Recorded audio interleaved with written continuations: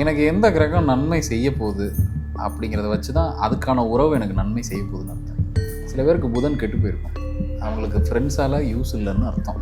இப்போ நம்ம ஹாரோஸ்கோப்லேயே கிளியர் கட்டாக இருக்கும், இதுதான் இந்த உறவு தான் உங்களுக்கு ஹெல்ப் பண்ண போகுது. சிம்பிளாக புரிஞ்சுக்கணும் அப்படின்னா, எந்த கிரகம் நமக்கு வீக்காக இருக்கோ அது சார்ந்த உறவு நம்மளை காயப்படுத்துறதுக்கு காத்துக்கிட்டு இருக்கு.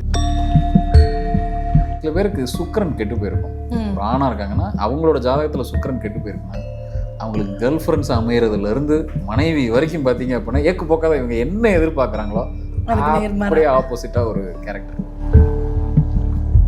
ஆக்சுவலாக என்ன நடக்குது, நம்ம காலையில் எந்திக்கும் போது ஒரு பாசிட்டிவ் எனர்ஜியை ஃபீல் பண்ணுறோம் இல்லையா. கிரகங்கள் என்ன பண்ணுதுன்னா, இருக்கிற அந்த 9 கிரகங்கள் என்ன பண்ணுதுன்னா, நம்மக்கிட்ட இருக்க பாசிட்டிவ் எனர்ஜி டெய்லி வாங்கிட்டு இருக்கோம். நினச்சிட்டு இருக்கோம் இதுக்கும் கிரகங்களுக்கு எதுவும் சம்மந்தம் இல்லை அப்படின்னு. நம்ம என்ன அனுபவிச்சுட்டு இருக்கோமோ அதுக்கு பேக்ரவுண்டில் கிரகங்கள் வேலை பார்த்துட்டு இருக்கு. பல பேருக்கு இருக்கிற ஒரு இது என்னென்னா, பார்த்த உடனே அதை நெகட்டிவாக ஃபீல் பண்ண வச்சு, ஒரு பூனை குறுக்கில் போயிடுச்சுன்னா உடனே அதை நெகட்டிவாக எடுத்துப்பாங்க. சில பேர் வீட்டில் பூஜை பண்ணுவாங்க, ஒரு தேங்காய் உடைப்பாங்க, உள்ள தேங்காய் அழுகிருச்சுன்னா உடனே இது ஏதோ ஒரு நெகட்டிவான விஷயம், வீட்டுக்குள்ளே ஏதோ அமானுஷம் இருக்குது. ஒரு கோவில் போகும்போதோ வீட்டில் ஒரு பூஜை செய்யும் போதோ ஒரு தேங்காய் உடைக்கிறீங்க, அந்த தேங்காய் ஏதோ ஒரு விஷயத்தில் அழுகலாக இருந்ததுன்னா தயவுசெய்து அதை பார்த்து கவலைப்படாதீங்க. ஒரு கோவிலுக்கு போயிட்டு வந்து ஒரு இனிப்பை கொடுத்தீங்கன்னா, ஒரு சக்கரை பொங்கலோ ஒரு லட்டோ கொடுத்தீங்கன்னா, நீங்கள் போயிட்டு வந்த பிளான் சக்ஸஸ்ன்னு அர்த்தம். கோயில் கோயிலாக சுற்றுறதெல்லாம் புண்ணியத்தை சேர்க்கணும், புண்ணியத்தை அதை கட்டுப்படுத்தி நமக்குள்ளே வச்சுக்கிறதுன்னு இருக்குல்லையா, அதை பாதுகாக்கிறதுன்னு ஒரு விஷயம் இருக்குல்லையா. லாக்கரில் போட்டு வைக்கிற மாதிரி தான் சில பேர் அங்கேயே கும்பிட்டு அங்கேயே லூஸ் பண்ணிட்டு வரவங்க நிறைய பேர். அந்த புண்ணியத்தை வீட்டுக்கு எடுத்துகிட்டு வரணும்.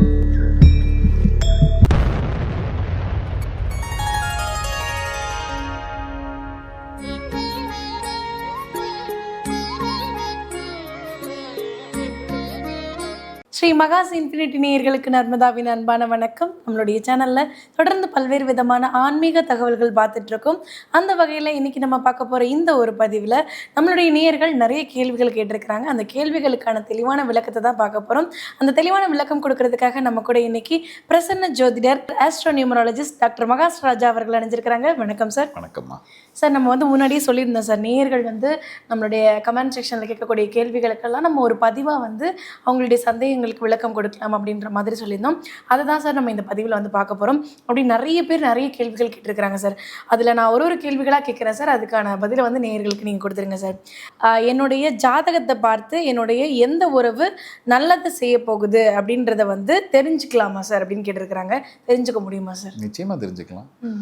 எனக்கு எந்த கிரகம் நன்மை செய்ய போகுது அப்படிங்கிறத வச்சு தான் அதுக்கான உறவு எனக்கு நன்மை செய்ய போகுதுன்னு அர்த்தம். சில பேருக்கு புதன் கெட்டு போயிருக்கும், அவங்களுக்கு ஃப்ரெண்ட்ஸால் யூஸ் இல்லைன்னு அர்த்தம். அந்த உறவை அந்த கிரகத்தை சார்ந்து இருக்கக்கூடிய உறவுகள் எந்த காலத்துலையும் இவங்களுக்கு நல்லது செய்ய போகிறதில்ல. சில பேருக்கு புதன் பார்த்திங்கன்னா ரொம்ப ராகோட நெருக்கமாக இருக்கும், அஷ்டமாதிபதியோட நெருக்கமாக இருக்கும். அப்படிலாம் இருக்குது அப்படின்னா நிச்சயமாக புதன் ரீதியாக இருக்கக்கூடியது அப்படின்னா தாய்மாமனும் அந்த இடத்துல அவங்களுக்கு வீக்குன்னு அர்த்தம். ஃப்ரெண்ட்ஸ்னால அவங்களுக்கு ஏதோ ஒரு பாதகம் தான் வரப்போகுதுன்னு அர்த்தம். அப்போது ஒரு கிரகத்தை வச்சு இந்த உறவு அவங்களுக்கு சரியாக இருக்க போகுது. இதை இப்படி கூட சிம்பிளாக பார்க்கலாம். சில பேருக்கு சுக்கிரன் கெட்டு போயிருக்கும், ஒரு ஆணாக இருக்காங்கன்னா அவங்களோட ஜாதகத்தில் சுக்கிரன் கெட்டு போயிருக்குன்னா அவங்களுக்கு கேர்ள் ஃப்ரெண்ட்ஸ் அமைகிறதுலேருந்து மனைவி வரைக்கும் பார்த்தீங்க அப்படின்னா ஏக்கு போக்காத இவங்க என்ன எதிர்பார்க்குறாங்களோ அப்படியே ஆப்போசிட்டாக ஒரு கேரக்டர் வரும். அது அப்படி தான் அந்த கிரகம் கையை பிடிச்சி கூட்டிகிட்டு வரும். அப்போ அப்படின்னா என்ன அர்த்தம் அப்படின்னா, எந்த கிரகம் ஸ்ட்ராங்காக இருக்கோ, எனக்கு சூரியன் ரொம்ப ஸ்ட்ராங்காக இருக்குது சார், நல்ல ஹெச்டியாக இருக்குது, அதிக பாகை கொண்ட ஒரு கிரகமாக இருக்குது என் ஜாதகத்தில் சூரியன் அப்படின்னா, உங்கள் அப்பா தான் உங்களுக்கு எல்லாமே. அவர் சொல்கிறத கேட்டுட்டு இருந்தாலே நீங்கள் வாழ்க்கையில் அடுத்த கட்டத்துக்கு போயிடுவீங்க. என்ன இவருக்கு என்ன தெரிஞ்சிட போகுது அப்படிங்கிற ஒரு எண்ணம் இருந்ததுன்னா நீங்கள் எங்கே ஆரம்பிச்சிங்களோ அங்கே தான் நின்றுட்டு இருப்பீங்க. அப்போ நம்ம ஹாரோஸ்கோப்லேயே கிளியர் கட்டாக இருக்கும், இதுதான் இந்த உறவு தான் உங்களுக்கு ஹெல்ப் பண்ண போகுது. சிம்பிளாக புரிஞ்சுக்கணும் அப்படின்னா, எந்த கிரகம் நமக்கு வீக்காக இருக்கோ அது சார்ந்த உறவு நம்மளை காயப்படுத்துறதுக்கு காத்துக்கிட்டு இருக்கு. அந்த உறவுக்கிட்ட ஜாக்கிரதையாக இருங்க. ஒரு உதாரணத்துக்கு சில பேருக்கு பார்த்தீங்க அப்படின்னா, இந்த சுக்கிரனுங்கிற அந்த கிரகம் ரொம்ப வீக்காக இருக்குது அப்படின்னா நிச்சயமாக பெண்கள் ரீதியாக அவங்க ஏகப்பட்ட பிரச்சனைகளை சந்திக்க போகிறாங்க லைஃப்பில் அப்படிங்கிறத புரிஞ்சுக்கணும். அப்படின்னா என்ன, அந்த இடத்துல கொஞ்சம் ஒரு சேஃப் லிமிட் அவங்க ஃபாலோ பண்ணிக்கிறது நல்லது.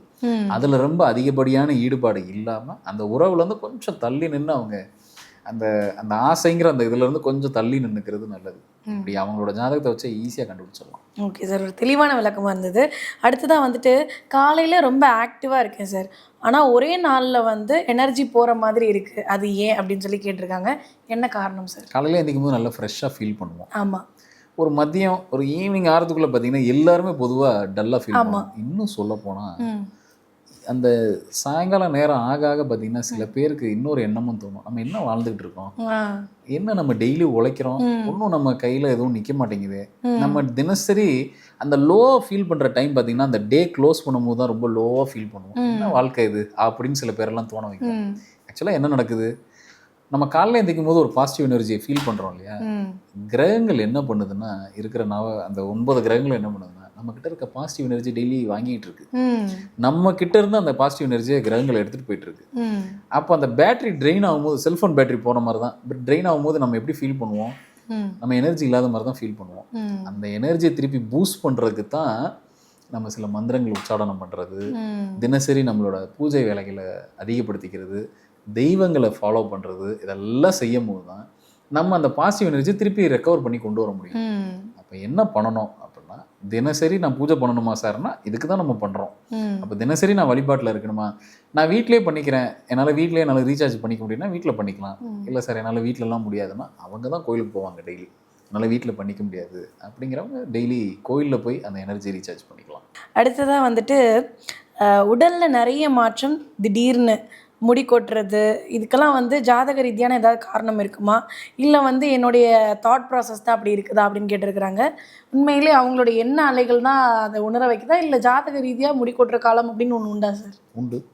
நம்ம நினச்சிட்டு இருக்கோம் இதுக்கும் கிரகங்களுக்கு எதுவும் சம்மந்தம் இல்லை அப்படின்னு. நம்ம என்ன அனுபவிச்சுட்டு இருக்கோமோ அதுக்கு பேக்ரவுண்டில் கிரகங்கள் வேலை பார்த்துட்டு இருக்கு. இல்லை அந்த கிரகங்களோட மூமெண்ட்டை வச்சு இதுதான் அடுத்து நடக்க போகுதுங்கிறத நம்மளால சொல்ல முடியும். நமக்கு ஏஜிங்னு ஒரு ப்ராசஸ் இருக்குது. அதாவது அந்த உடல் வந்து நமக்கு வந்து தேய்மானம் ஆகக்கூடிய ஒரு தன்மை உள்ளது தான் நம்மளோட உடல். மனித உடலே அதான்.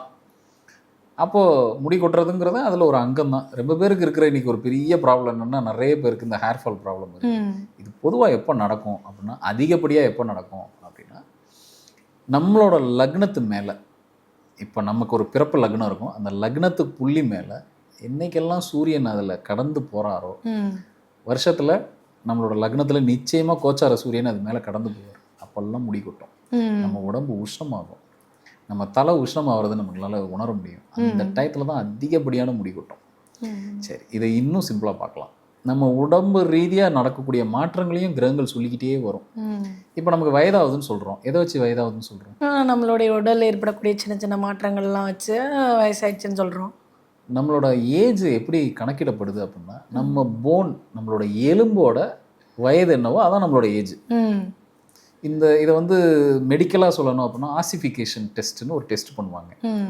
போனை, அந்த போனோட ஏஜ் என்ன, இறந்துட்டா கூட அந்த போனுக்கான வயது எலும்பு வச்சு கண்டுபிடிப்பாங்க இல்லையா. ஏன்னா இப்போ அவங்க சொல்றதுல வயது வந்து ஒரு 60 வயசுன்னுவாங்க, 70 வயசுன்னுவாங்க. உண்மையிலே அந்த போன் எவ்வளோ பழமையானது, எவ்வளோ காலங்களை கடந்து வந்திருக்குன்னு அந்த போனை எடுத்து பார்த்தோம் அப்படின்னா, அதோட அந்த ஜாயிண்ட்டில் ஒரு சில ரிங்ஸ் ஃபார்ம் ஆகிருக்கும். அப்படின்னா என்னென்னா, ஒரு வருஷம் கடந்து போகும்போதும் ஒரு ரிங் ஃபார்ம் ஆகும். அப்போ 60 ரிங் இருந்தால் 60 வயசை கடந்து வந்திருக்கு அந்த உடம்புன்னு அர்த்தம்.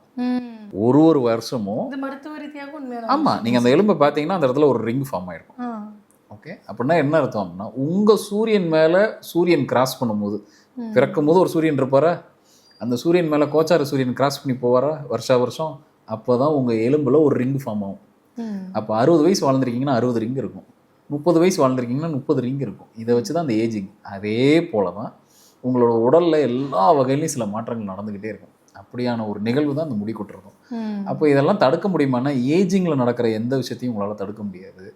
ஆனால் அதை தாண்டி நீங்களே உங்கள் உடம்பை ஸ்பாயில் பண்ணிக்கிறீங்க இல்லையா, சரியாக உடல்நிலையை கவனிச்சிக்காம, அதை ஒன்றும் செய்ய முடியாது.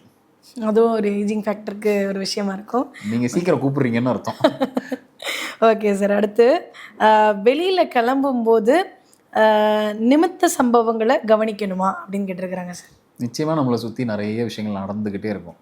சில பேர் இல்லை, பல பேருக்கு இருக்கிற ஒரு இது என்னென்னா, பார்த்த உடனே அதை நெகட்டிவாக ஃபீல் பண்ண ஆரம்பிச்சு. ஒரு பூனை குறுக்கில் போயிடுச்சுன்னா உடனே அதை நெகட்டிவாக எடுத்துப்பாங்க. அதை நெகட்டிவாக எடுக்காமல் ஏன் இப்படி நடக்குது, இப்படி சிம்பிளாக பார்க்கலாம்.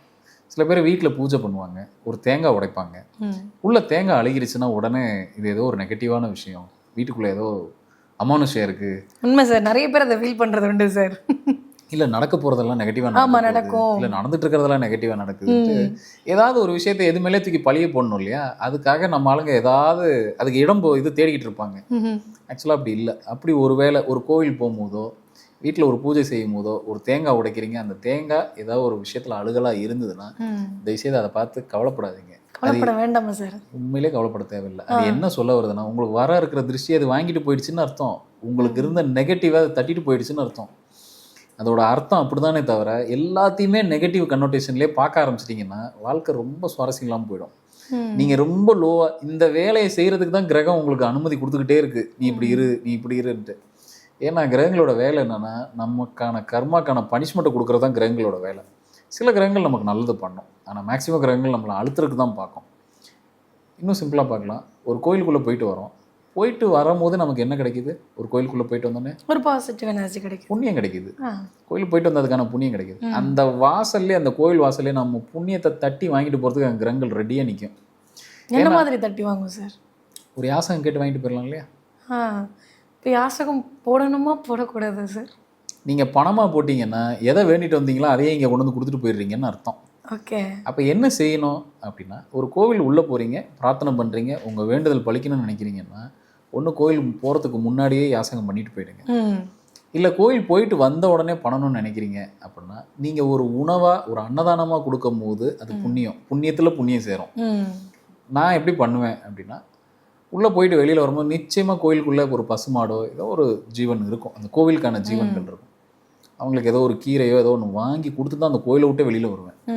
போகும்போதே எடுத்துகிட்டு போயிடுவேன், வாங்கிட்டு தான் கொடுத்துட்டு தான் வெளியில் வருவேன். இல்லை பிரசாதம் ஏதாவது ரெடியாக கையில் வச்சுருப்பேன், ஒரு லட்டு ஏதாவது ஒன்று. வரவங்களுக்கெல்லாம் நான் அப்படி தான் கொடுப்பேனே தவிர அது காசு பணமாக தான் கொடுத்து ஒருத்தருக்கு உதவி பண்ணணுங்கிற கட்டாயம் நிச்சயமாக கிடையாது.